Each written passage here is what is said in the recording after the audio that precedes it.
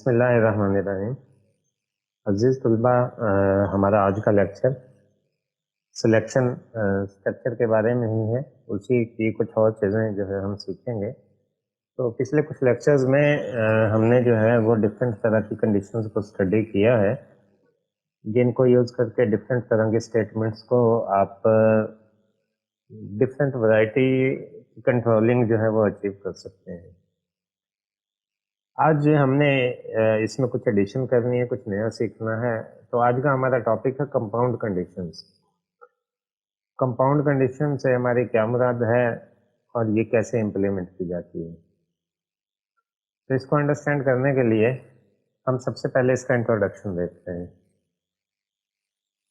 Compound condition को सादा लफ्ज़ों में मैं जो है वो एक्सप्लेन करूँगा। अक्सर ऐसा होता है कि कोई भी टास्क परफॉर्म करने से पहले मल्टीपल कंडीशंस का ट्रू होना ज़रूरी होता है, या मल्टीपल कंडीशंस का पास होना ज़रूरी होता है।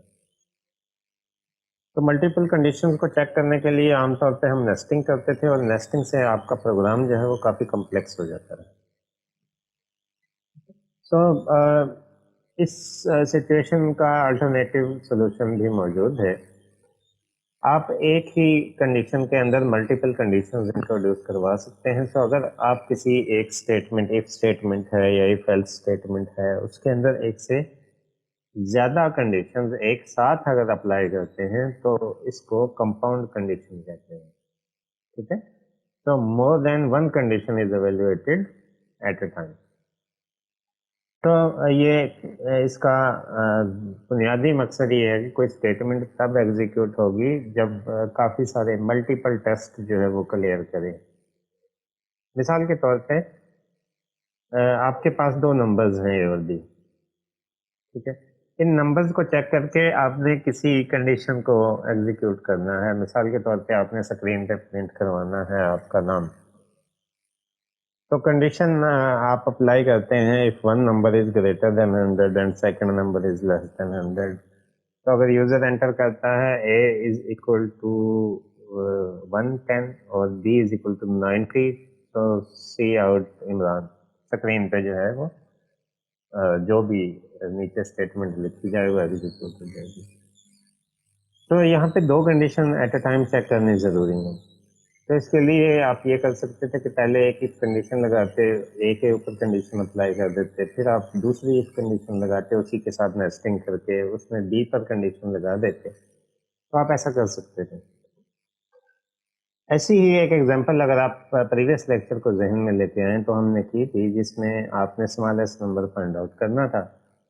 तो आपने कहा if A is less than B, एक कंडीशन लगाई, फिर दोबारा आपने इफ कंडीशन लगाई if B is less than C, right. तो आपने कहा then A is the smallest number. तो ये एग्जांपल थी, लेकिन आपने दो बार इफ स्टेटमेंट को इस्तेमाल किया था।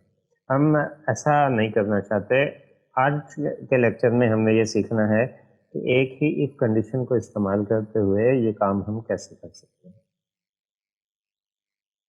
कंपाउंड कंडीशंस को यूज़ करने के लिए हमें कुछ ऑपरेटर्स की ज़रूरत पड़ेगी, और इन ऑपरेटर्स को हम लॉजिकल ऑपरेटर्स कहते हैं। लॉजिकल ऑपरेटर्स बुनियादी तौर पे डिसाइड करेंगे कि जो आपने मल्टीपल कंडीशंस इस्तेमाल की हैं उनको किस तरह देखना है। एक से ज़्यादा कंडीशंस जो हमारे पास मौजूद हैं उनको किस तरह देखना है। तो हमारे पास तीन डिफरेंट टाइप के लॉजिकल ऑपरेटर्स मौजूद हैं। ये तीन लॉजिकल ऑपरेटर्स डिसाइड करेंगे कि जो मल्टीपल कंडीशंस हैं उनका आपस में क्या रिलेशनशिप है। ठीक है, सब ने ट्रू होना है या किसी एक ने ट्रू होना है। तो पहला लॉजिकल ऑपरेटर हमारे पास एंड लॉजिकल ऑपरेटर है। ये जो टू टाइम एंड का जो साइन है ये यूज होता है इसको लिखने के लिए। दूसरा आपके पास और ऑपरेटर है, ये दो वर्टिकल बार्स जो हैं ये इस्तेमाल की जाती हैं और ऑपरेटर के लिए। और तीसरा जो आपके पास लॉजिकल ऑपरेटर है उसे हम नॉट ऑपरेटर कहते हैं। ये साइन ऑफ एक्सक्लेमेशन जो है ये यूज किया जाता है नॉट ऑपरेटर के लिए।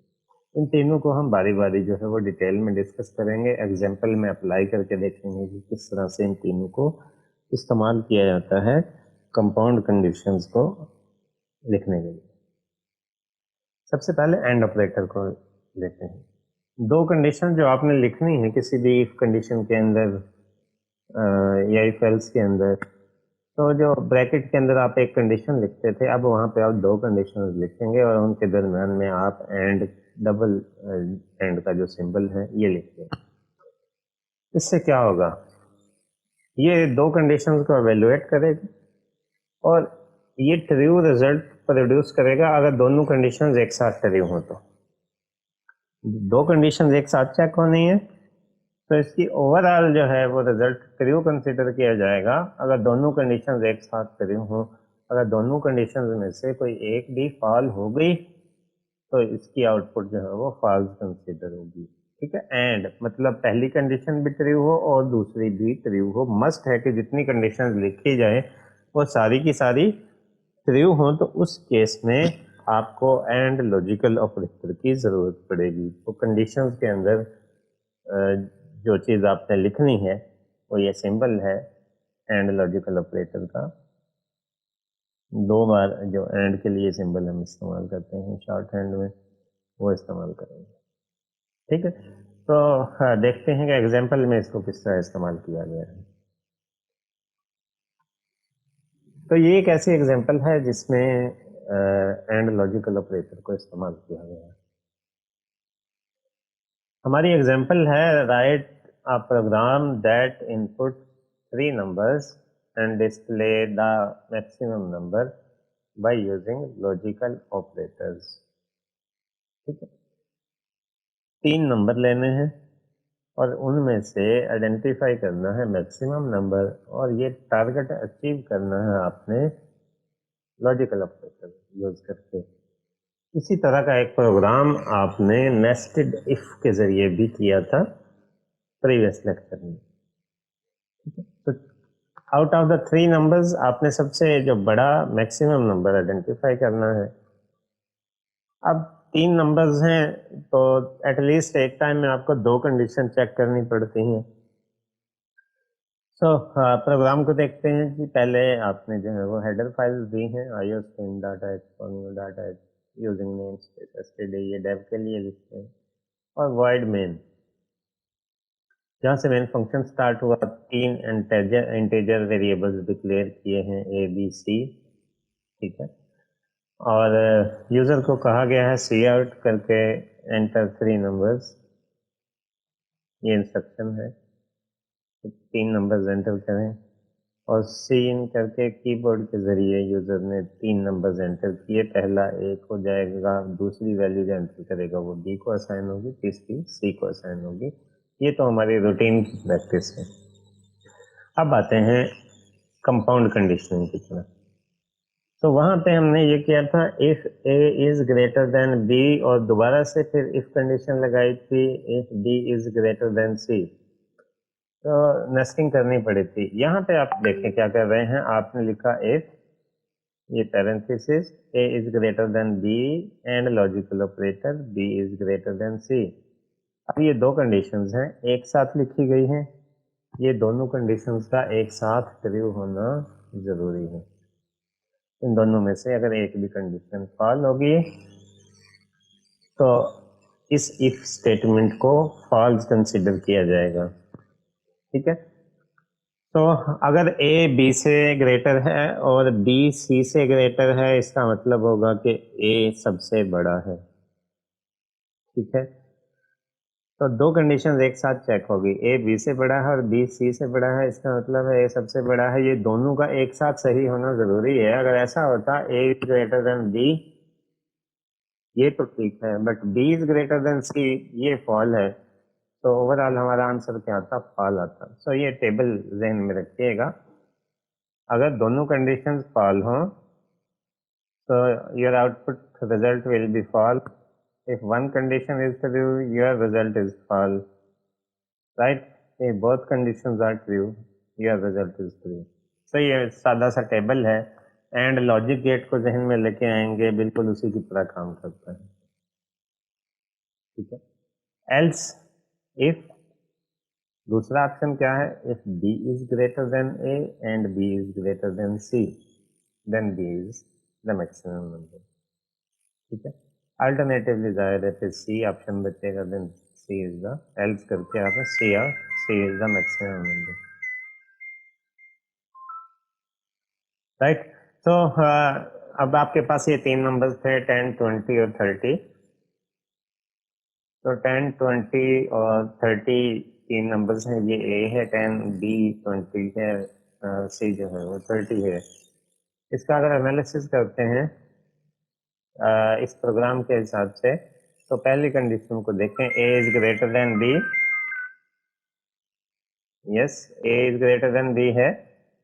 ए कितना है 10, बी है 20, नो, ये कंडीशन फॉल हो गई। तो दोनों में से एक भी कंडीशन फॉल हो जाए तो इसका रिजल्ट फॉल कंसीडर किया जाएगा, इसका मतलब एल्स इफ पे जाएगा कंट्रोल।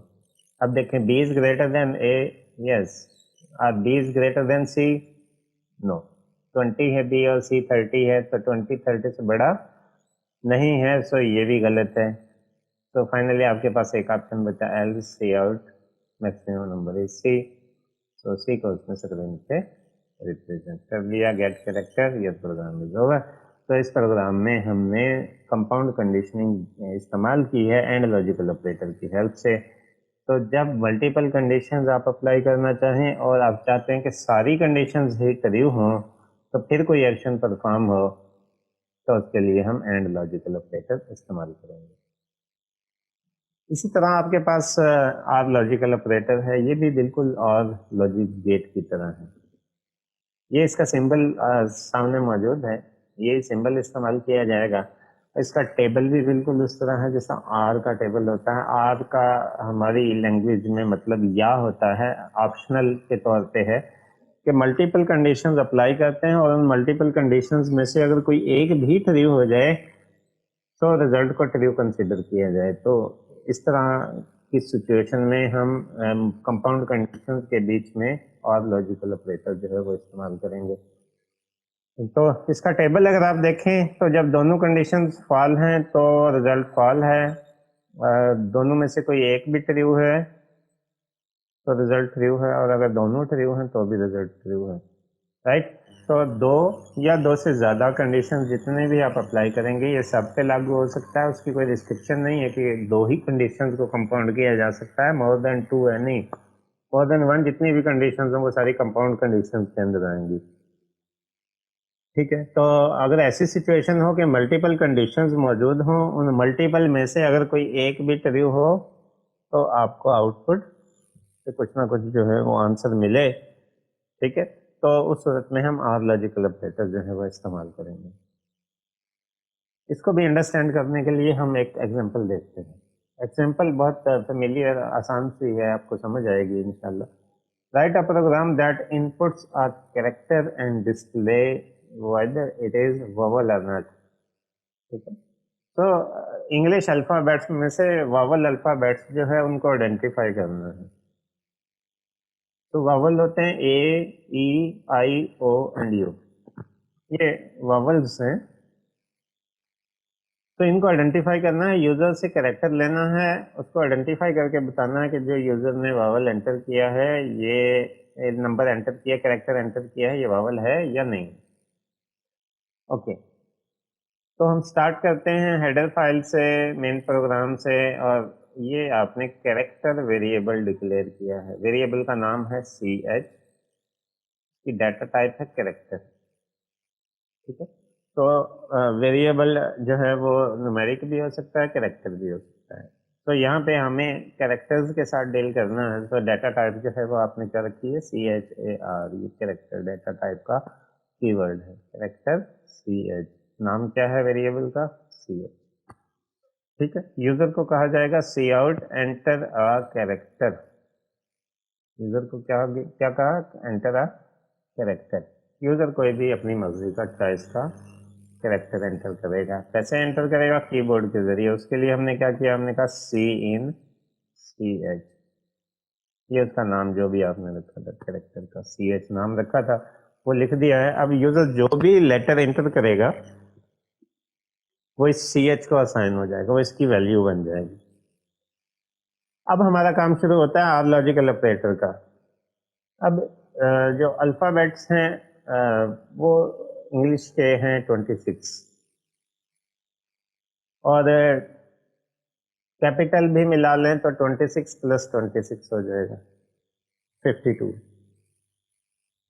तो वावल जो है वो होते हैं 5 और कैपिटल भी मिला लें तो 10 बन जाएंगे। तो कैपिटल हो या स्मॉल लेटर हो अ, वो वावल तो होता है, लेकिन इसमें खास बात ये है जो ध्यान में रखने वाली है कि जो C++ है ना, ये कैपिटल और केस सेंसिटिव है, ये कैपिटल और स्मॉल लेटर में डिफरेंशिएट कर सकती है। तो इसलिए कैपिटल के लिए हमें अलग से कंडीशन लिखनी पड़ेगी और स्मॉल लेटर्स के लिए अलग से कंडीशन लिखनी पड़ेगी। कंडीशंस हम अप्लाई करेंगे वावल्स पर, ठीक है। तो देखें कंडीशन में हमने बहुत सारी कंडीशंस लिखी हैं। These are 10 conditions. पहली है CH is equal to A, capital A. Character variable की जो वैल्यू जब भी लिखनी है वो सिंगल कोटेशन में एनक्लोज करना है अपने, सिंगल कोटेशन में, सिंगल इन्वर्टेड कॉमर्स में। CH is equal to small A, or CH is equal to capital E, or CH is equal to small E, और CH is equal to capital I और CH is equal to small I, और CH is equal to capital O और CH is equal to small O, या CH is equal to capital U और CH is equal to small u। ये 10 conditions आपने apply की हैं। इसमें चाहे कैपिटल लेटर्स थे या स्मॉल थे, जो कि वावल थे, सब पे कंडीशन लगा दी। हर एक के बीच में, हर कंडीशन के बीच में आपने आर लॉजिकल ऑपरेटर यूज किया है, ठीक है, फॉर कंपाउंड कंडीशन। तो अब एक ही इसके अंदर आपने 10 कंडीशंस लिखी हैं एक साथ, और सब के अंदर आपने आर यूज किया। इसका मतलब इन 10 में से अगर कोई एक भी ट्रू हो जाएगी तो आपको आउटपुट मिलेगी, ठीक है। इस कंडीशन का की आउटपुट को ट्रू कंसीडर किया जाएगा। और आउटपुट में आपने क्या लिया है, you entered a vowel character. अगर इन 10 ऑप्शंस में से कोई एक ऑप्शन यूजर ने चूज किया है तो क्या लिखा हुआ है, you entered a vowel character, ठीक है, और आगे कैरेक्टर का नाम आ जाएगा जो भी यूजर ने एंटर किया है। Otherwise you entered a non vowel character, तो ये नहीं, तो ये बता देगा कि आपने जो एंटर किया है वो इन 10 में से नहीं है, तो आपने यकीनन से नॉन वोवल कैरेक्टर ही एंटर किया है। अब यूजर ने अगर ओ एंटर किया है कैपिटल में फॉर एग्जांपल, तो बाकी सारी कंडीशन फॉलो होंगी, सिर्फ ये वाली कंडीशन जो है ये ट्रू होगी। ये कंडीशन ट्रू है तो ओवरऑल आंसर जो है वो ट्रू होगा। तो ये स्टेटमेंट एग्जीक्यूट होगी, cout you entered a vowel character. अब मिसाल के तौर पे यूजर ने ओ नहीं एंटर किया था, बी एंटर किया था। यूजर ने सपोज करते हैं कि बी या सी एंटर किया था, बी एंटर किया था, लेट फॉर एग्जांपल बी के लिए देखते हैं। तो ये 10 ऑप्शंस हैं कंडीशन के अंदर, 10 में से कोई भी बी नहीं है, कोई भी कंडीशन ट्रू नहीं होगी। सारी कंडीशन जब फॉल होती हैं आर के केस में तो उसकी आउटपुट हमें फॉल्स के केस में मिलेगी। तो इफ कंडीशन को हम कहेंगे कि ये फॉल्स है तो हम एल्स में जाएंगे और जो एल्स की स्टेटमेंट्स हैं वो एग्जीक्यूट हो जाएंगे, ठीक है। तो इस तरह बहुत सारी कंडीशंस को आर लॉजिकल ऑपरेटर के जरिए लिखेंगे अगर मल्टीपल कंडीशंस में से किसी एक के ट्रू होने से भी आप चाहते हैं कि रिजल्ट आपका ट्रू कंसीडर। तो इस तरह के लॉजिकल ऑपरेटर को आप आर लॉजिकल ऑपरेटर कहते हैं। तो दो केसेस पड़े हैं, एक एंड का, एंड के अंदर तमाम कंडीशंस का एक साथ ट्रू होना जरूरी था, और आर में तमाम में से किसी एक का ट्रू होना जरूरी, ट्रू होना। और आखिरी जो आपके पास लॉजिकल ऑपरेटर है that is not operator. Sometime conditions के अंदर इक्वल टू जैसे होता है, आपको नॉट इक्वल टू चेक करना पड़ता है, something is not equal to that. तो इन दैट केसेस हम जो है वो नॉट लॉजिकल ऑपरेटर जो है वो यूज करते हैं। ये रिजल्ट को बिल्कुल इन्वर्स कर देगा, ठीक है। जैसे नॉट लॉजिक गेट था वो मैं हाई आउटपुट को लो कर देता था और लो को हाई कर देता था, इसी तरह नॉट जो लॉजिकल ऑपरेटर है वो अगर कंडीशन ट्रू होगी तो फॉल बताएगा, फॉल होगी तो उसको ट्रू बताएगा, ठीक है। ये उसको बिल्कुल उलट कर देगा आपके रिजल्ट को, ठीक है? तो कंडीशन ट्रू है तो रिजल्ट फॉल होगा, और कंडीशन फॉल है तो रिजल्ट ट्रू होगा। ये हमें और ज़्यादा फ्लेक्सिबिलिटी प्रोवाइड करता है जब आप कंपाउंड कंडीशनिंग इस्तेमाल कर रहे होते हैं इन कॉम्बिनेशन विद एंड और लॉजिकल ऑपरेटर्स। ठीक, तो इसको भी देखते हैं कि किस तरह किसी एग्जांपल में ये वर्क करता है। तो इसकी एक सादा सी एग्जांपल देखते हैं, इससे हमारी आज की डिस्कशन जो है वो कंप्लीट हो जाएगी। एग्जांपल है write a program that inputs a number and display whether it is even or odd by using logical operator. Logical operator use करके बताना है आपने एक नंबर के लिए कि ये इवन है या ऑड है। हालांकि यहाँ हमने कंपाउंड कंडीशनिंग इस्तेमाल नहीं की, लेकिन यहाँ आपको नॉट का फंक्शन जो है उसकी समझ आ जाएगी। आप ऐसी एक एग्जांपल पिछले एक या दो लेक्चर पहले हमने जो है वो पढ़ा था। इफ एल्स का जब हम लेक्चर पढ़ रहे तो उसमें पढ़ चुके हैं किस तरह इवन और ऑड को आइडेंटिफाई कर सकते हैं यूजिंग इफ एल्स स्टेटमेंट।